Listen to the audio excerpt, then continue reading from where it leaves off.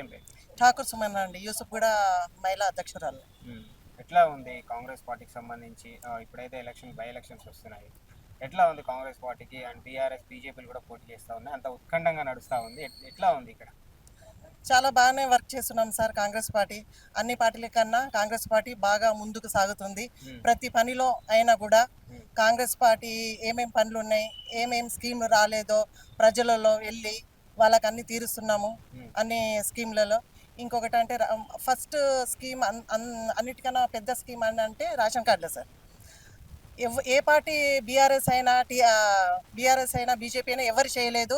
Congress party మా మహిళ హ్మ్. మొత్తం టీము హ్మ్. కలిసి డోర్ టు డోర్ సర్వే చేసుకొని హ్మ్. 600 రేషన్ కార్డులు మంజూరు చేసినాం సార్. హ్మ్. ఇంకేందంటే మన నెక్స్ట్ డిగ్రీ అయిపోయింది చాలా మందికి హ్మ్. యువకులది, వాళ్ళకి ఓటర్ ఐడీలు లేవు.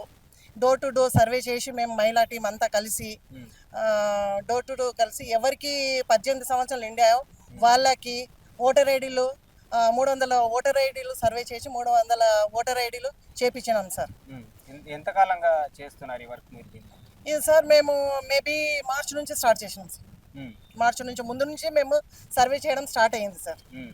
అంటే ఎట్లా తీసుకెళ్తున్నారు జనాల్లో ఈ అన్ని పథకాలు ఏవైతే ఉన్నాయో? డోర్ టు డోర్ సార్ వెళ్తున్నాం సార్. మా మహిళా టీం అందరము హ్మ్. మార్నింగ్ 9 o'clock కలిసి హ్మ్. డోర్ టు డోర్ వెళ్ళి హ్మ్. ఎవరికి ఏ సహాయం కావాలో ఎవరికి ఏం లేదో, హ్మ్.